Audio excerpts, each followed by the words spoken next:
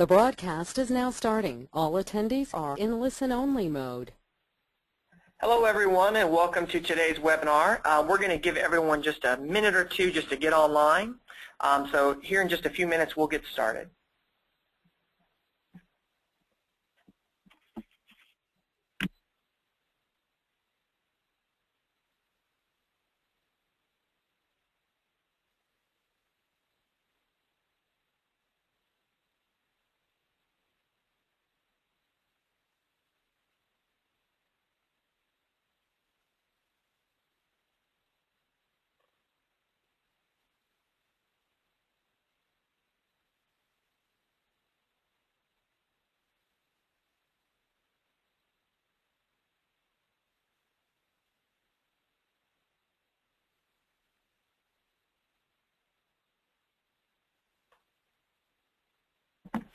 Okay, I'd like to welcome everybody today to our webinar on how to improve your email effectiveness, 5 ways to maximize your email results, sponsored by ClickMail. My name is Justin Bridigan. I'm with MarketingSherpa and I'll be hosting today's webinar. We do have some housekeeping information and some introductions before we begin. So we do have 3 great presenters with tons of great experience to share about email marketing with you today. The first is Sergio Balegno. He's the Director of Research at MarketingSherpa and L.E.A.P.S primary research. He's the lead author of the 2011 Email Marketing Benchmark Report and the soon-to-be released, actually coming up this Monday, the 2011 Social Marketing Benchmark Report. Now, Sergio has taught many times at the summit and also at our workshops. Next is Jeff Rice. He's a research analyst at MarketingSherpa and he focuses on email marketing. He's a contributing author of the 2011 Email Benchmark Report and the lead author of the just released 2011 Email Handbook. And also Jeff is going to be leading our Email Advanced Practices workshop in May.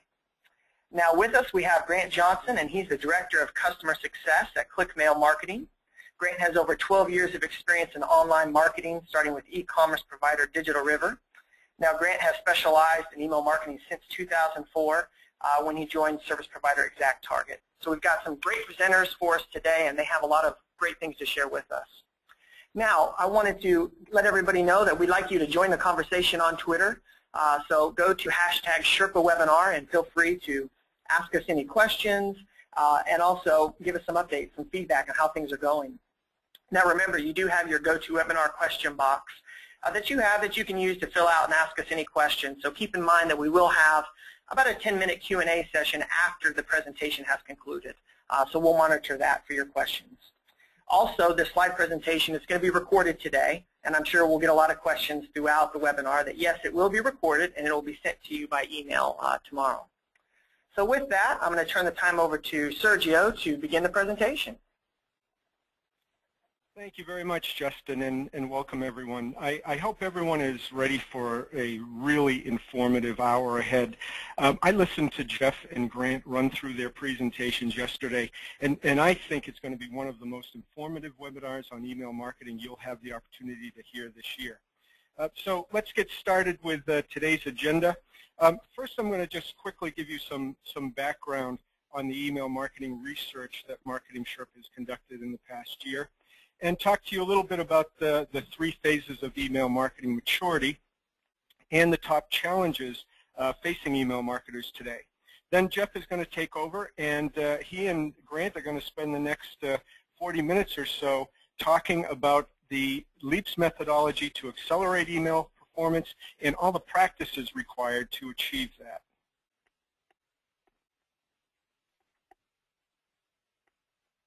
Could we advance? Back one? There we go. Sorry about that. We're remotely operating this right now. It's important to understand our annual research process to get a better idea of where the information comes from for these webinars. And just to give you an idea, we start each annual cycle with a benchmark report, in this case email marketing benchmark study, to find out what works. And we get this information from thousands of email marketers from around the world. And one of the key findings that we got out of the report this year was that we really realize now that email is a well-established tactic. It's one of those tactics, unlike something newer like social media, that you really can't get quantum leaps and improvements from. You really have to depend on incremental improvements over the course of time.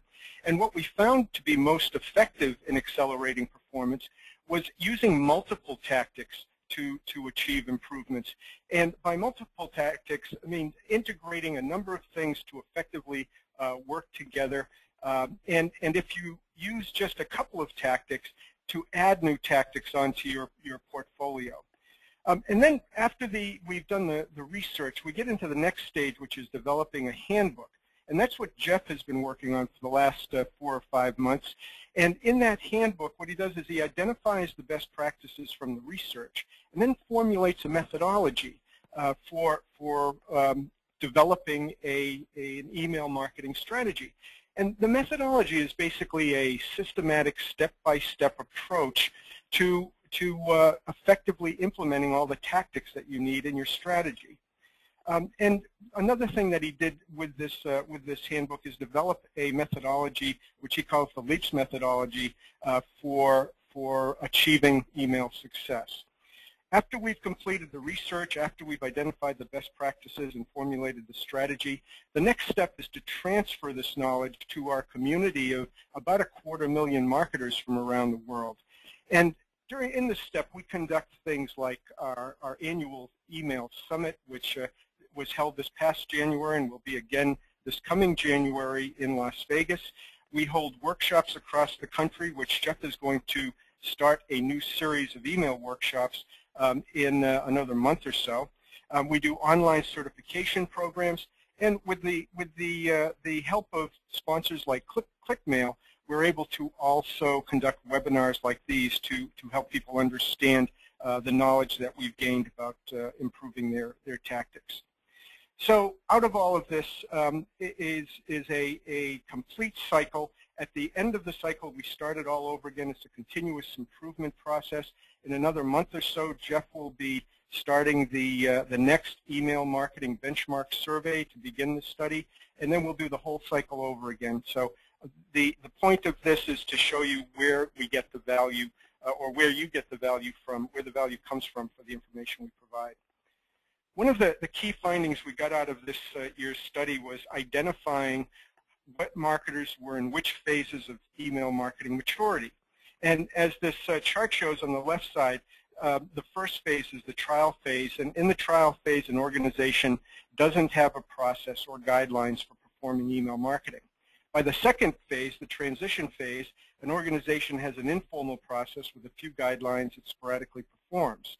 And finally, an organization gets to the strategic phase, where they have a formal process with thorough guidelines they routinely perform.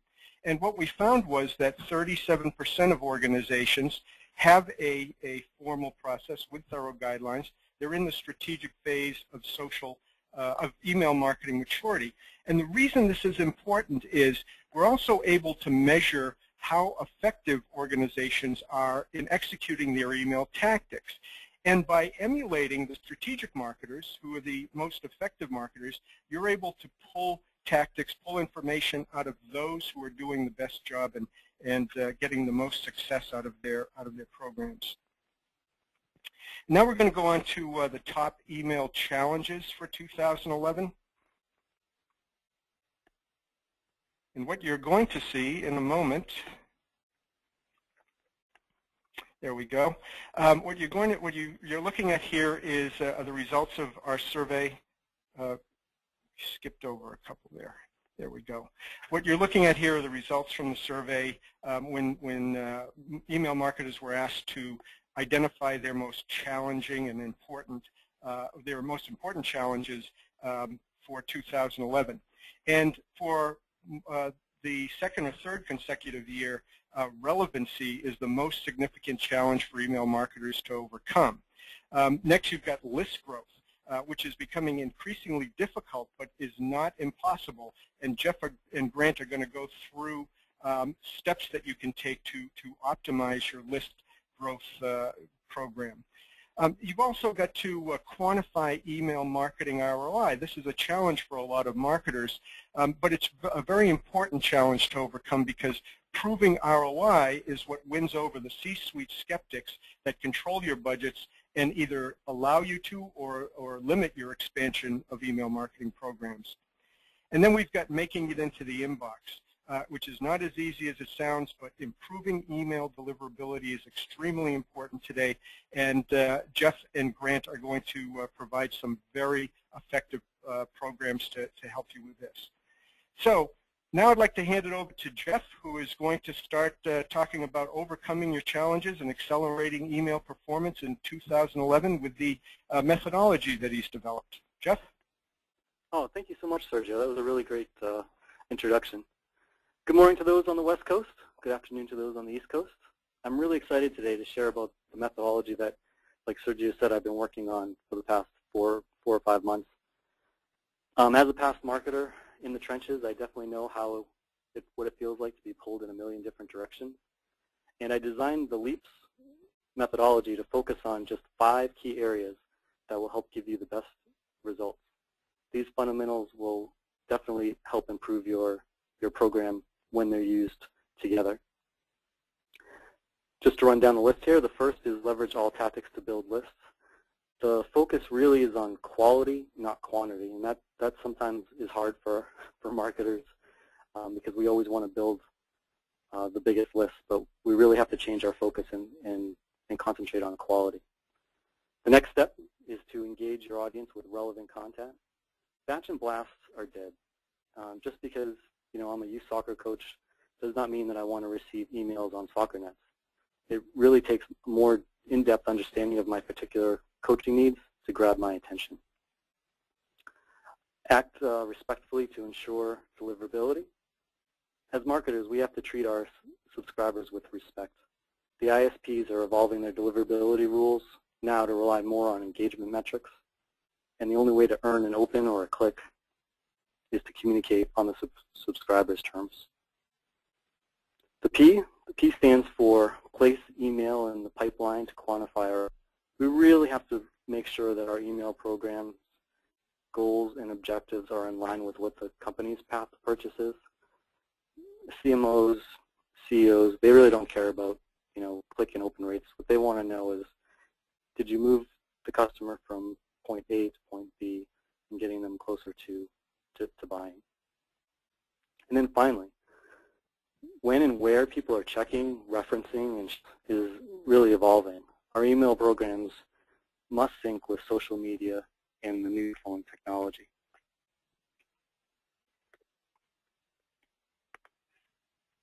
So we'll start with leverage all tactics to build lists. I have Grant Johnson from ClickMail with me today, and he's going to share some insights and some of his successes. So welcome, Grant. Feel free to jump in at any time. Great, thank you.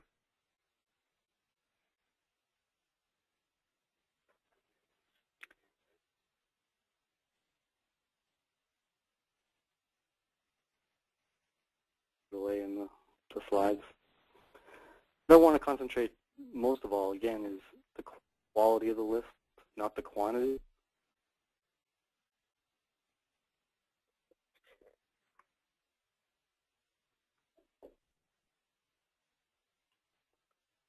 I'm sorry, for some reason it's not advancing.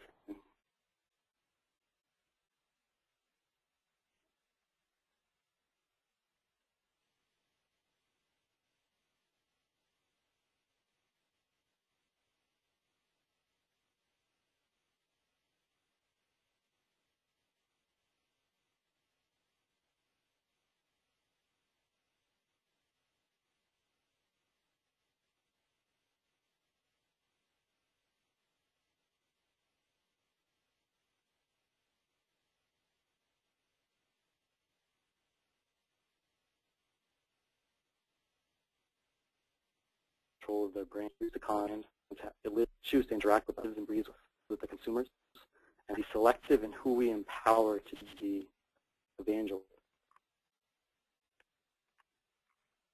Oh, there we go.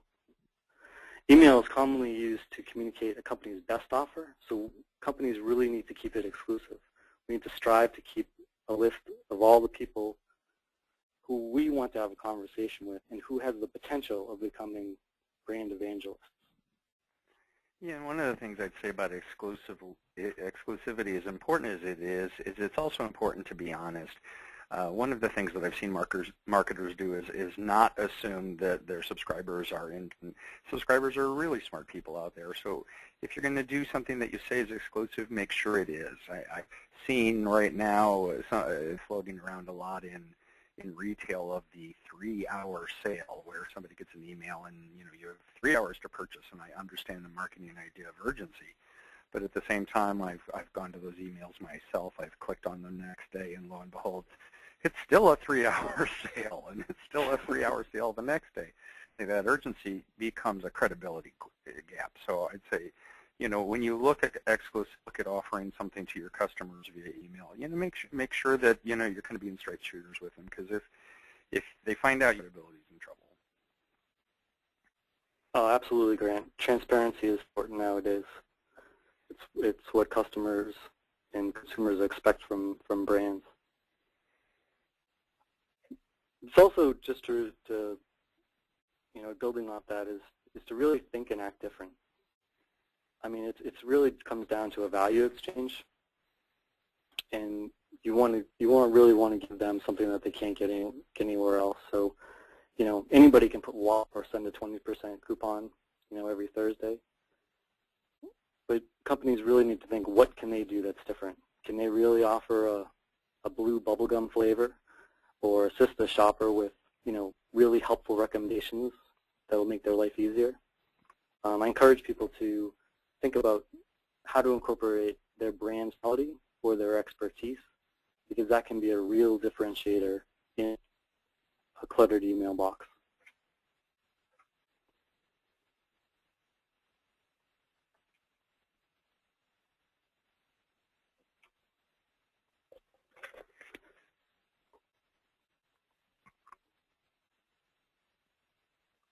Hey Jeff, this is Justin here. It seems to be having some issues as far as slides, so I'm just going to go ahead and take the PowerPoint presentation over and move them for you. How's that? Love that. We'll do that for you. Hold on one second. Justin's a hero. I can do the ding. Nice. And the next one I want to concentrate is on your current customers. It's so important that right from the start that we set clear expectations for both you and the customer. You really want to tell people what and when you're going to deliver to them, and if they agree, you want to keep your promise, than anything else. If they signed up for a newsletter, don't send them any other offers. Yeah, I think that's really one of your most important points, because not to promise turns the positive, which is someone's interest in a subscriber list, into a negative.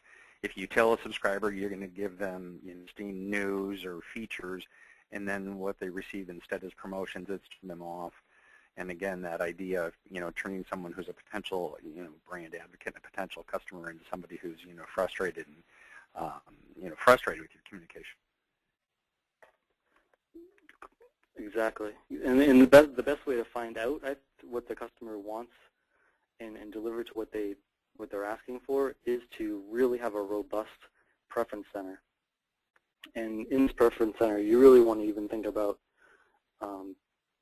offering opt-down or pause subscriptions. The opt-down can include reducing the frequency, the types of offers, or even include social media follows, because they may prefer to have communications via social media than email. I really like the idea of pod subscription, because when someone has a big project on and they want to keep a clean inbox, this is a win-win, because they get to have a break and concentrate on what they need to get done for their work, but they also the brand gets to keep them on their list without hurting their deliverability reputation. And finally, this may sound strange, but when we're talking about list building, but I'm looking for quality, not quantity. There's going to be times when you're going to want to invite people to unsubscribe. Our reporter, Adam Sutton, he recently wrote about how the Indianapolis symphony orchestra cut their list by 95%, which is outrageous and sounds scary, but the result was that they doubled their online sales. And I think that just shows the power of quality over quantity. Could we go to the next slide, Justin?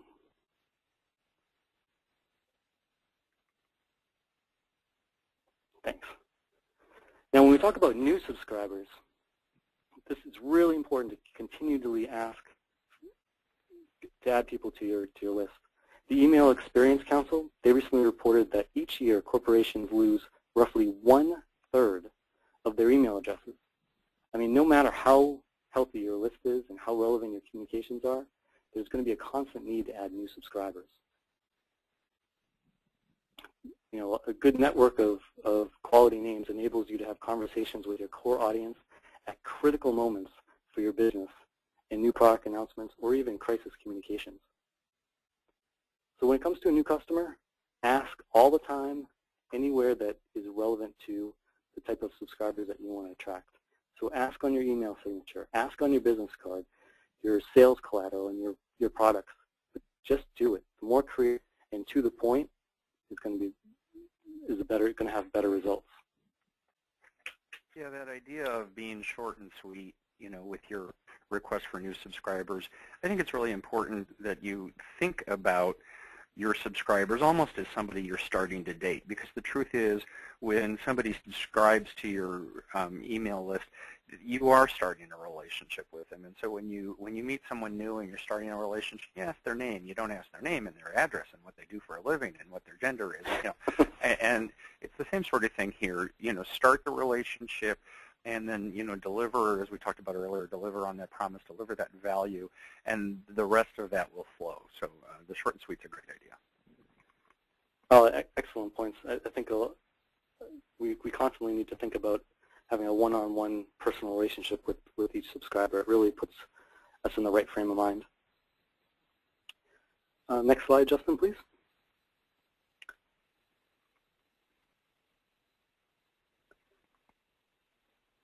The one thing that I want to talk about is QR codes. And they say this is what you preach, so here goes it. This is a QR code which stands for Quick Response Code. It's a two-dimensional barcode that can be read by any smartphone. If you have a QR code app on your phone, you in the audience today, you can scan this QR code on the left-hand side, and it'll take you directly to MarketingSherpa's landing page to register for your own newsletters.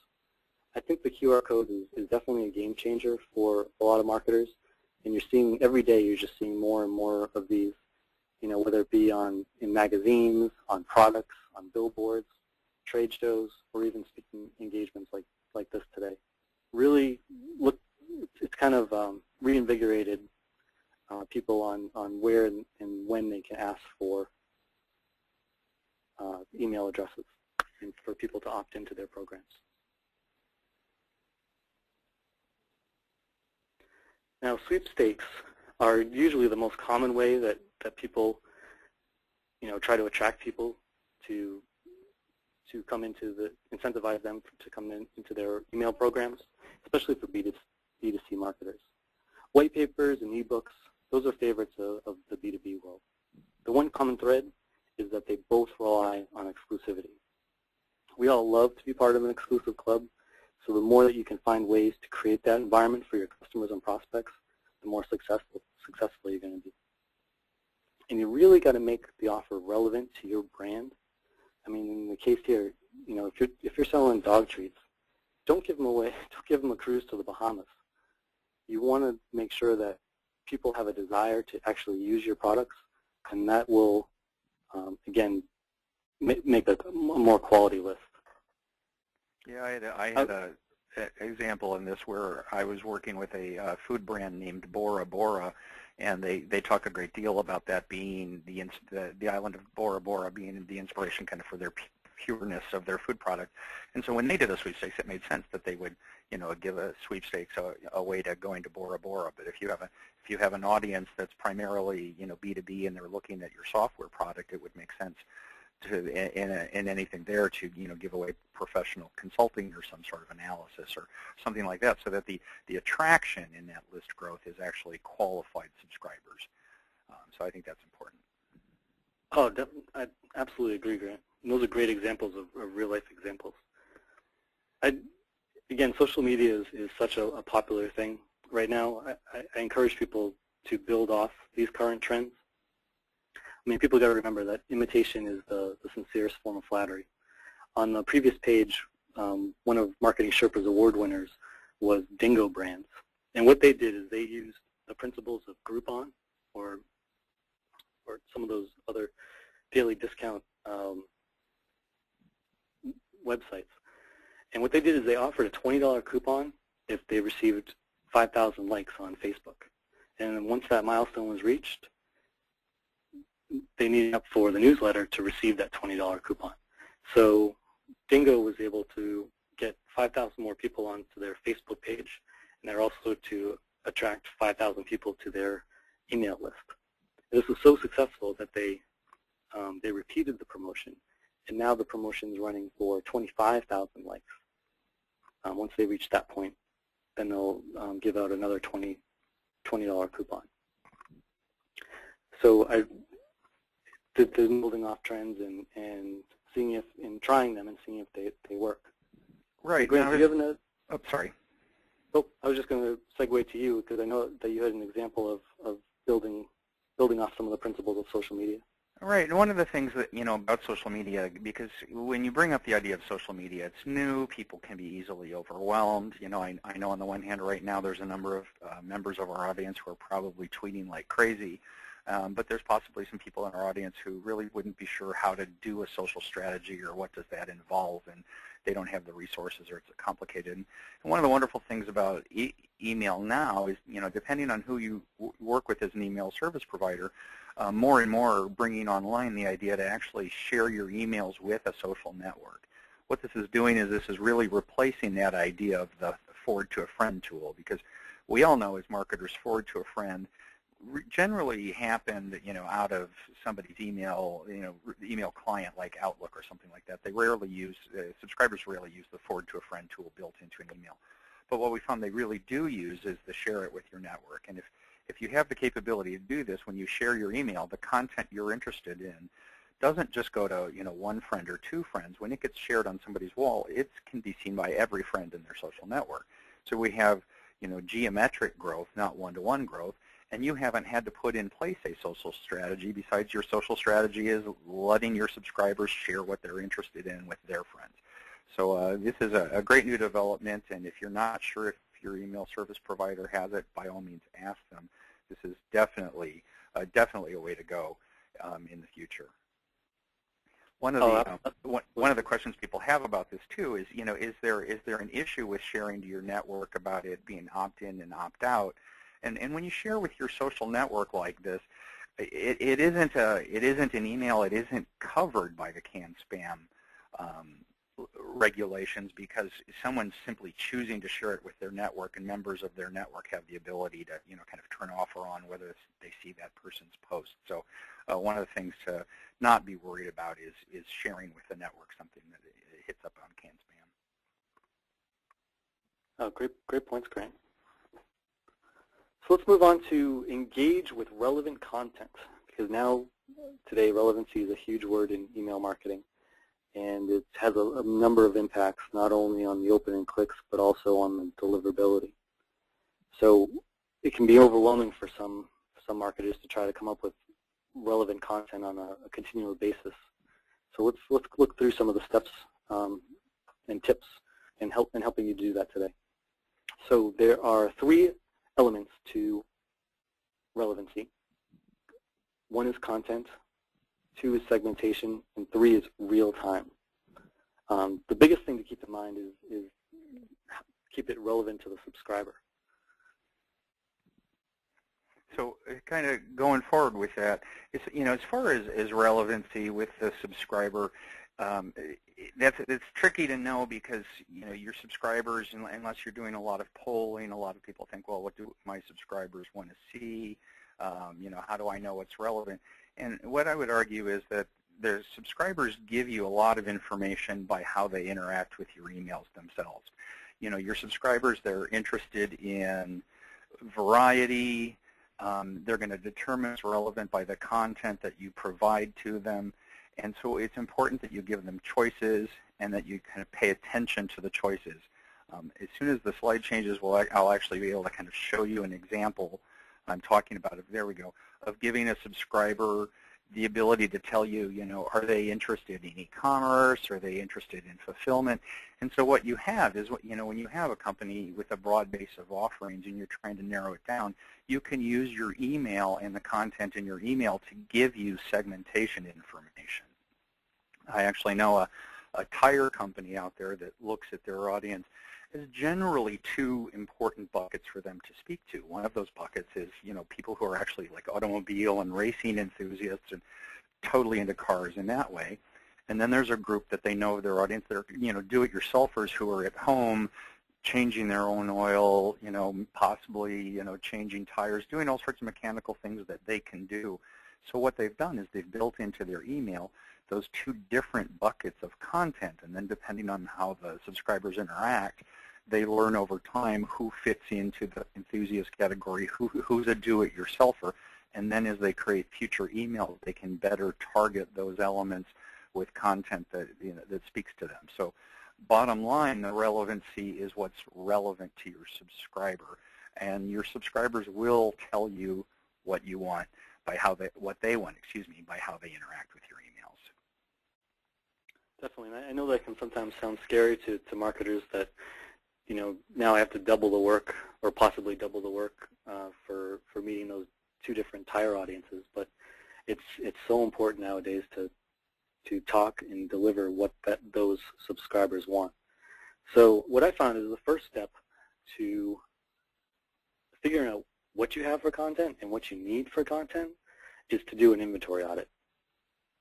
And that's where you want to go through your entire marketing sales pipeline and figure out what you have and that would fit the criteria for these specific audiences. So you're going to look through your websites, your blogs, your sales collateral, publicity, and then hopefully from there you'll be able to pull out things that you already have, and it'll also show you things where you're short and you need to concentrate and give more resources to. Now, creating contagious content is, for me, is like a big bag of Lay's potato chips. You can't just eat one, and you want to make sure that you share with your friends. That is the type of content that people crave, and that's what you want to create so that it's so easy to share on social media sites or forward to a friend. You want it to be that contagious. Now, for me, there's three kinds of content when you're thinking about creation.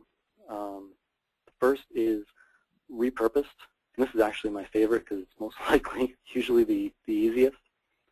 This is where you share highlights from analyst reports, you extract quotes from an executive interview with the press, or there's an interesting product attributes that can be of value to the customers at different stages in the sales and marketing pipeline. User-generated. Again, if your brand is in the hands of the consumer, why not use their words, their pictures, and their thoughts? As you monitor your company's electric footprint, whether it be social media or the web, you're most likely going to find some blog posts, tweets, or maybe even a YouTube video with your product in it that might be interesting to your readership.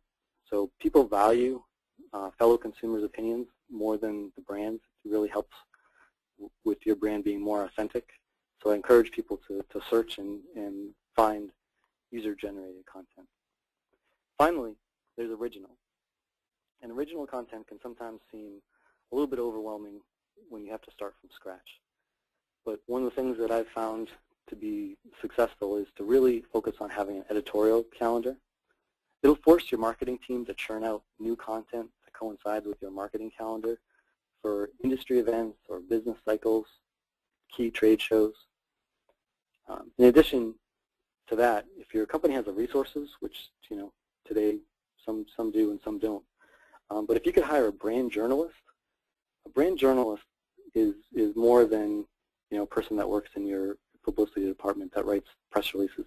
They have really unique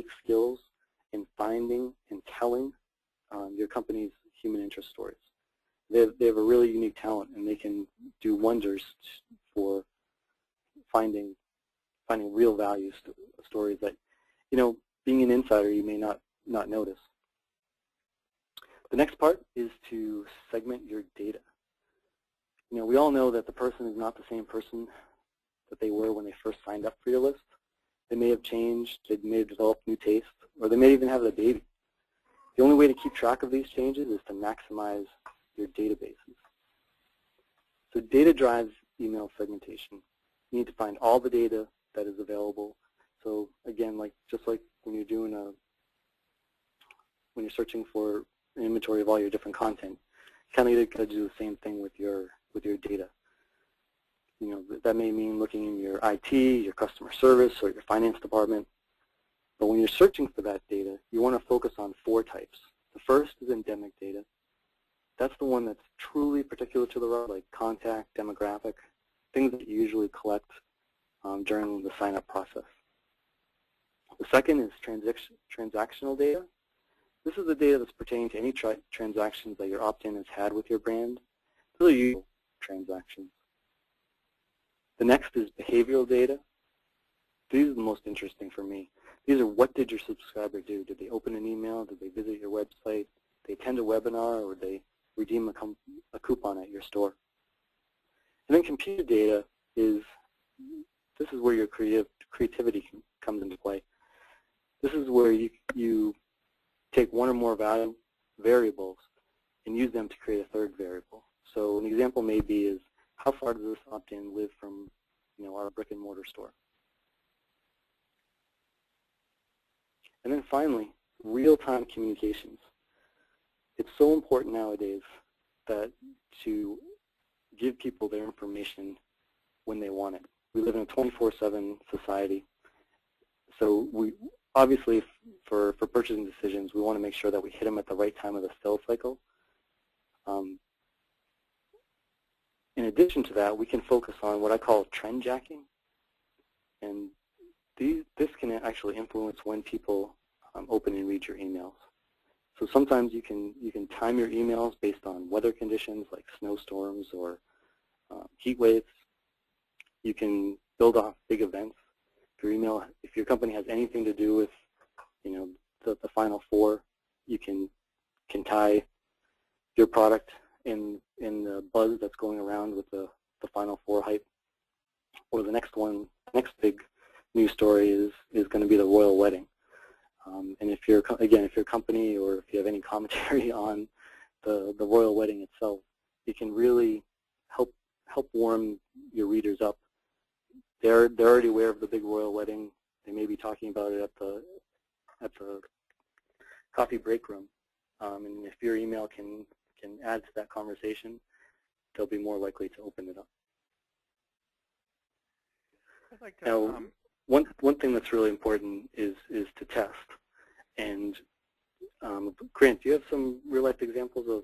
Yeah, and I want to kind of tie this back to when you were talking about data, because when we talk about data and then we look at the real-time events, one of the things everybody in the audience knows right now is flying around the web right now are concerns about data breaches because of some security issues at a particular ESP that is hitting the news, kind of literally as we are speaking.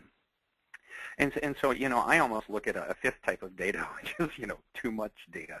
And what I mean by that, when we look at the data we're collecting from our subscribers and then how it plays into testing, is we're sitting here suggesting that you have a robust preference and profile center and that you do data segmentation.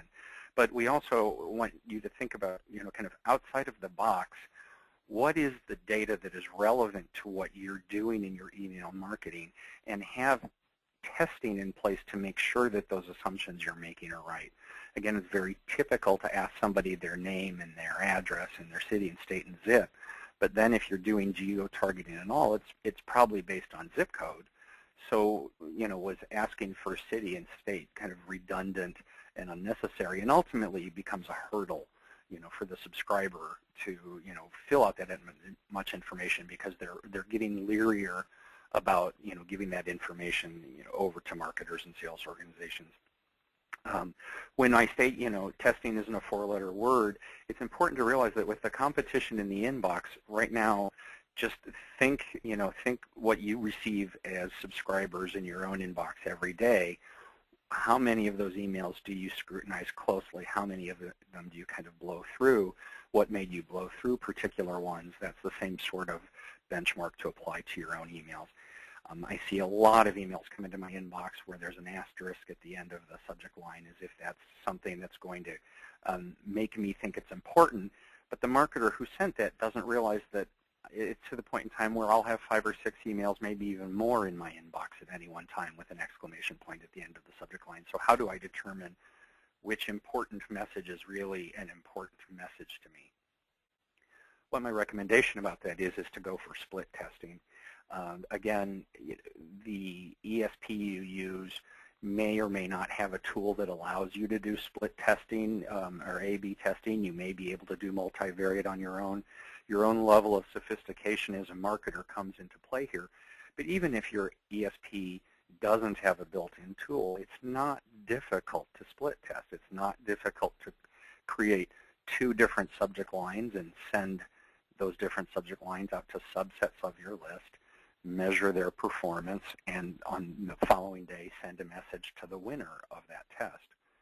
Likewise with content, it's not difficult to test basically the same 2 emails with a different image and slowly but surely learn things about your clients. One of the obvious things that I think of when I think of the kind of out-of-the-box personalization that's ultimately available if you do this kind of testing is you'll find over time, for instance, if you're a retailer in fashion and you're sending out a winter clothing special, the folks in the southeastern United States have a very different need at that point in time. It is fine. It might be raining. The people in the southwestern United States, it might be sunny and hot. And so that one-size-fits-all winter message, kind of like back to Jeff's original comment, batch and blast is dead. It doesn't work. You actually alienate your audience because you're proving to your audience you don't know them. You don't understand what their needs are. So when you do this testing, be it subject line, be it content, you develop a better relationship with your audience because you prove to them you know who they are and what they want. I've seen subject line testing where consistency ended up being the king. Sometimes novelty in subject lines or humor reigns. Again, it depends on your audience. One example was I had a retailer who was a kind of a farm equipment store. It would be the best way to categorize them.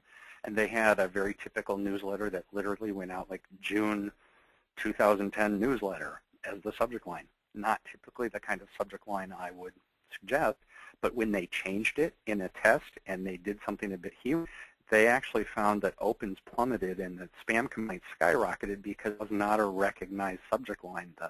Their subscribers had come to expect a particular thing, and the variation in that case wasn't welcome.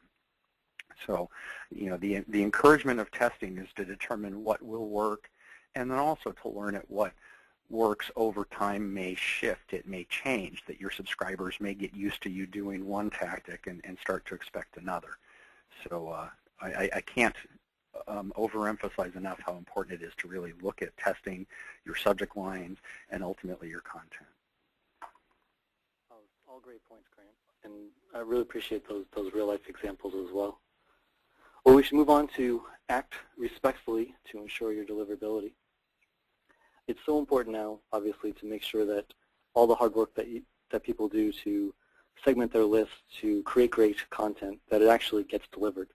And the scary part is ReturnPath has found that in North America, 20% of email goes undelivered.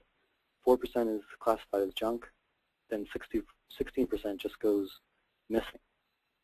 So it's vital that we really, as marketers, we concentrate on deliverability.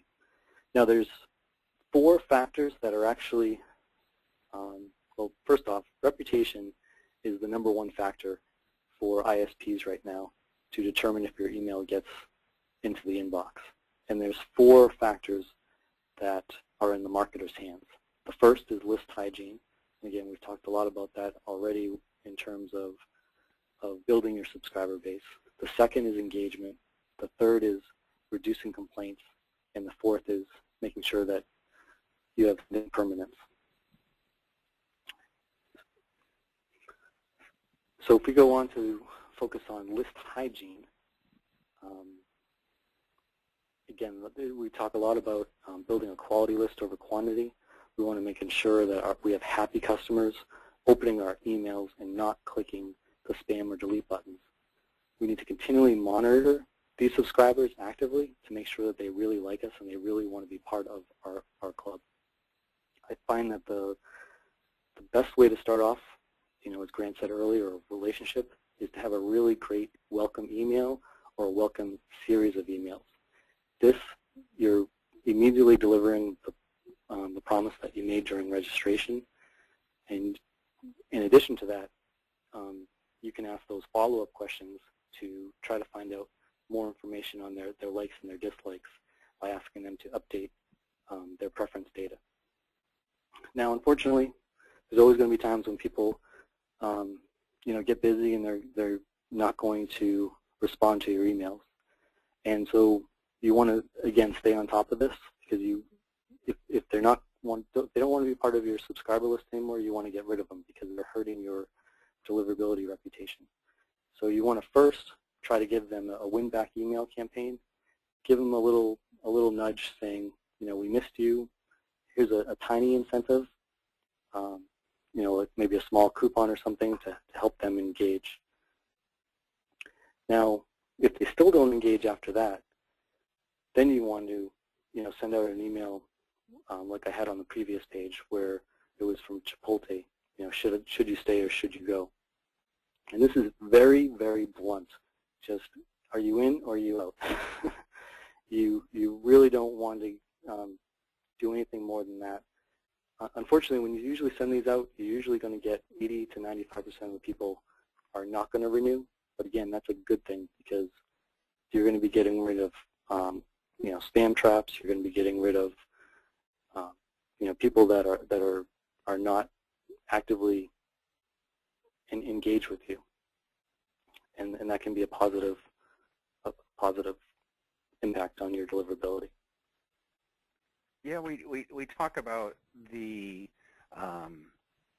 was the number 2 challenge that when Sergio was talking about the challenges that marketers face, and the number 2 challenge the research discovered was list growth. And so I know it's a little odd that we're talking about list growth, but now we're cautioning you about wise list growth. And so one of the things I want to say also is when you're growing your list, really do consider the source. And if you haven't determined this already, you're going to find out that not all people who register for your list are created equally. From the picture here, my example would be, do you happen to go to trade shows where you collect business cards? Because if you can see on the slide, what it says is, win a free sandwich. Then it has, the asterisk, and people learn that they're going to be subscribing to your email marketing list. If someone drops a business card in a fishbowl because they're interested in winning a free sandwich, that doesn't really make them as a qualified lead. And so I think it's important when you put this data into your system that some of the data you track, besides the demographic profile information, is really the list source, so that you can learn over time, are we spending our time, energy, and money wisely in trying to grow our list? I know in one particular example of a retailer I worked with, we learned over time that we actually had to retrain our retail staff because we had email entry via point of sale in the store. And you'd think point of sale in the store, oh my gosh, that's awesome. You're actually capturing a customer at the moment of transaction. But what turned out is the actual sales staff, the clerks, weren't highly accurate in entering those email addresses. For instance, for att.com, we most often saw AT&T.com. Certain things like that we can learn to work with the data and clean, but certain spelling mistakes we simply couldn't. And so that was where retraining was warranted to teach the employees it's really important to get this right, to verify the spelling with the customer. Otherwise, we've lost them. And not only that, we've increased our hard bounces. And so by increasing our hard bounces, we're actually going to ultimately hurt our deliverability.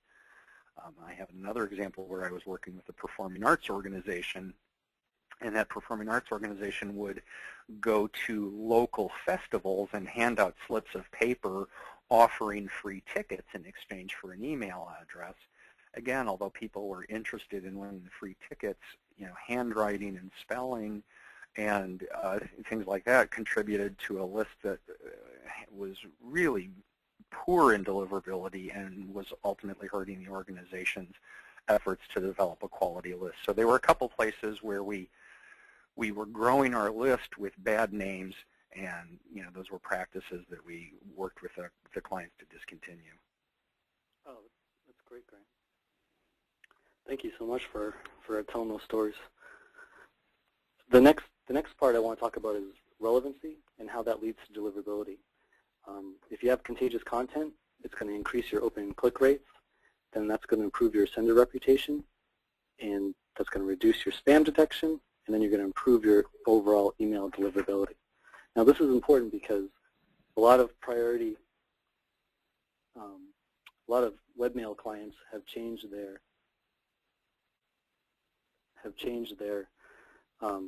metrics to rely on engagement metrics. So especially like Gmail's priority inbox. So now what they do is they watch for, are the messages being read or deleted? Are the messages being deleted without them being read? And are the messages being replied to? So that's going to be something that's very important to not only to Hotmail and Yahoo, but also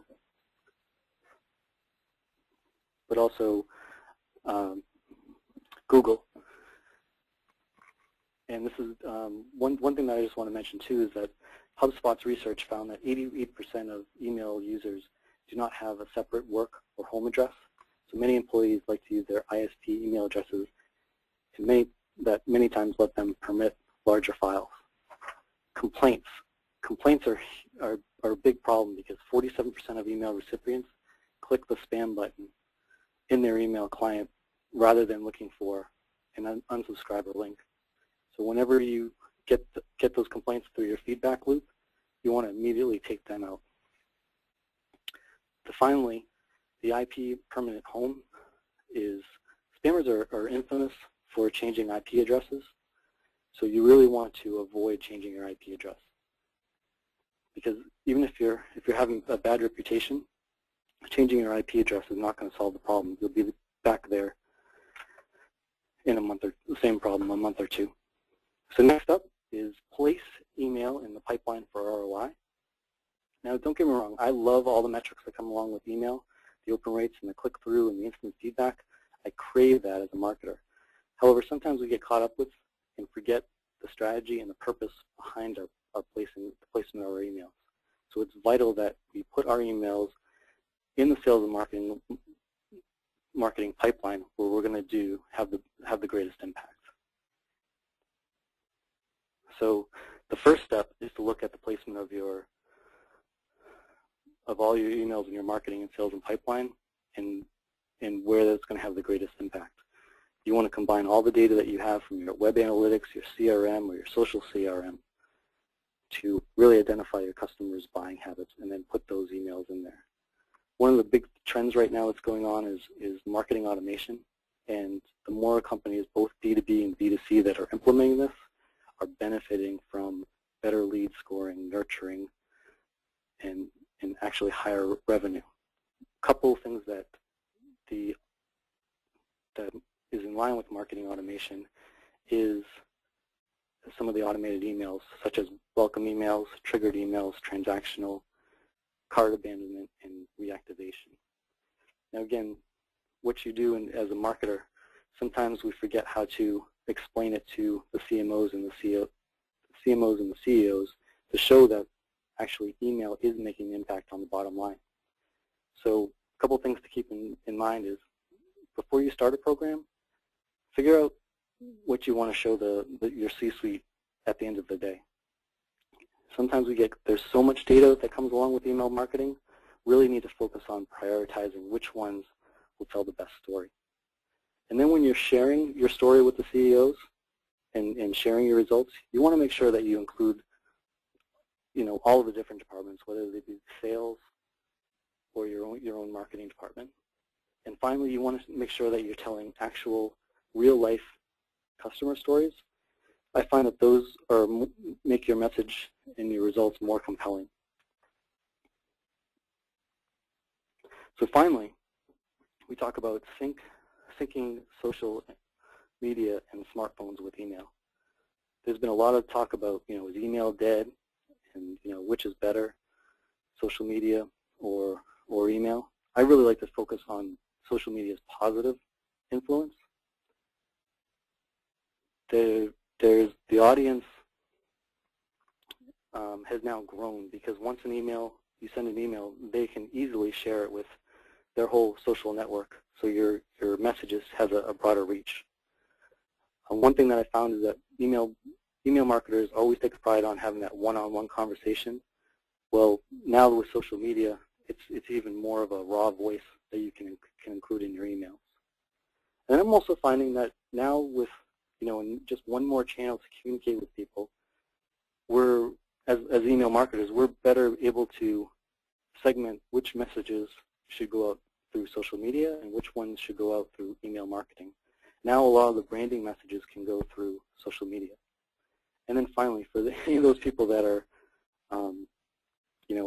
have to write for both social media and email, having to write in 140 characters is really preparing the way for writing on smaller screens such as smartphones.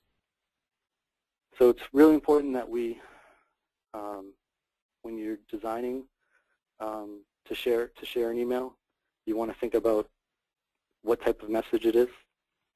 However you decide,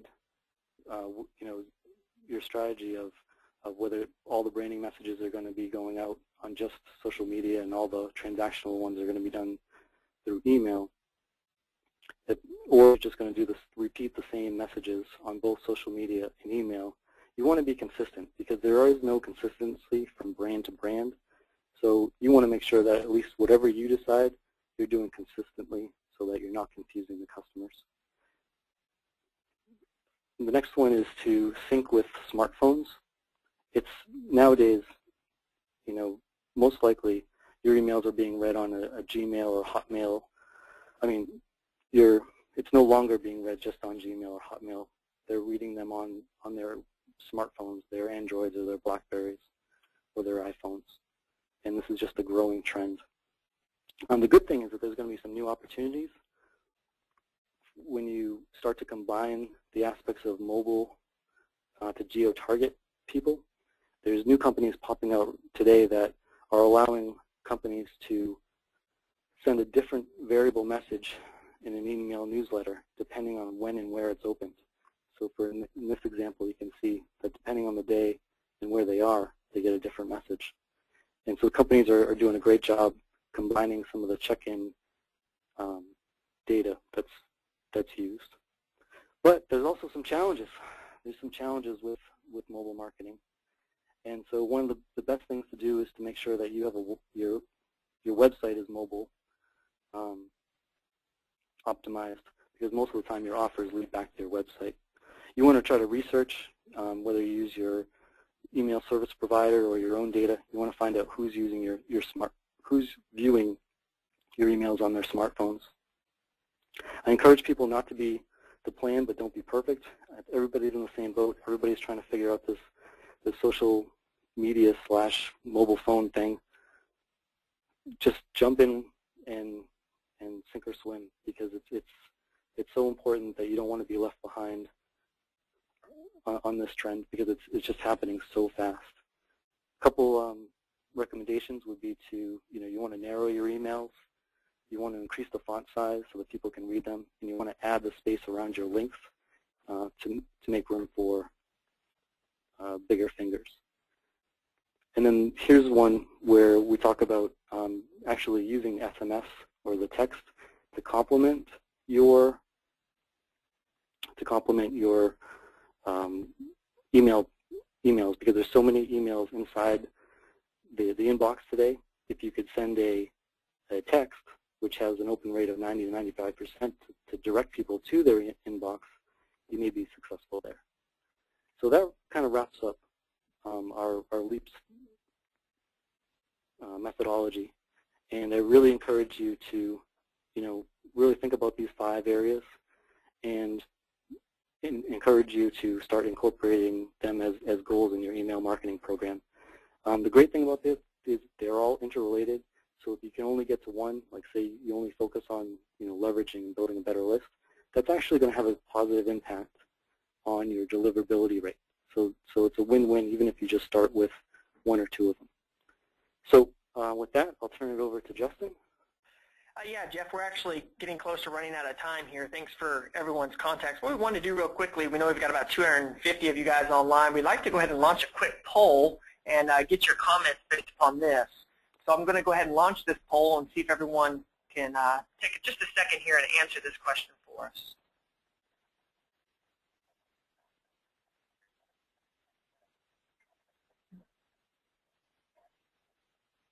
In just a second here, I'll close the poll and let everybody know the results. The question is, are you considering changing your email service provider within the next 6 months?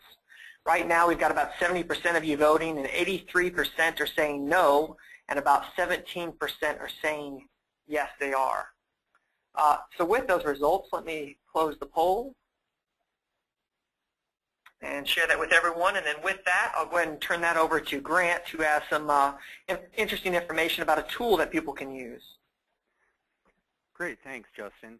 Yeah, just want folks to know that at ClickMail Marketing here, we have launched a new tool. The URL is right there on your screen, www.espinator.com. The idea of the Espinator is that it's an email service provider selection tool. What we are doing, and right now we're in beta, but what we're doing right now is we've created a tool that helps you as someone who might be considering changing email service providers find the tools, narrow it down to what might be right for you. It's completely self-guided in that when you, if you go to the Espinator and you follow through the questions, there's either a high-level route that you can answer in about 5 minutes. There's a deep dive that can take a half hour or more where you answer, dozens and dozens of questions that talk about your needs. And what happens is from your needs and scoring that we've received, from our own analysis and from talking with the ESPs, what we output is the best matches for your needs based on the features and functionalities of major ESPs out there right now. The idea here is generally when someone goes into the RFP process to select an ESP, there's considerable resources of time, there's considerable amount of money spent, and it can drag on for months. What we're trying to do is speed up that process and really help people get to where to start point. And we're certainly willing to engage and help discuss the various ESPs with you, and contact me if you'd like to do that. But you can also simply take this, get your results, and go do your own research with it. We're continually adding ESPs. Right now we're adding a couple every week. We have a major effort towards doing that within our company. But we just want you to know it's a tool that we have out there. Like I said, we consider it in beta. We're certainly welcoming feedback on the tool because we want to make it better and we want to make it useful, because we basically, at ClickMail, we want to help people get the right ESP when they're looking, because it's really important for your success. All of the functionality that we've discussed today about, sharing with social networks, things like that. Not everybody does it the same way. Not everybody has the same thing. And so if you can use this tool, that would be really great. We'd appreciate the feedback, and we hope you find it useful. Oh, thanks, Grant. I appreciate it. I know we didn't get to too many of the questions. In fact, we didn't get into any questions. We did have quite a few on QR codes and a lot of other different things. So we'd encourage everyone to continue to contact us via Sherpa webinar, and we'll manage those questions. And also feel free to email us as well. Just want to let everybody know as well that we do have a special webinar discount for the new email handbook. And if you follow that link, you can get a $100 discount off thanks to ClickMail. And we appreciate all the speakers today, and thank you for the input. Like I said, feel free to contact us and ClickMail as well if you have any questions about the Espinator or anything that we have talked about in this presentation. Thank you, guys. Have a good day.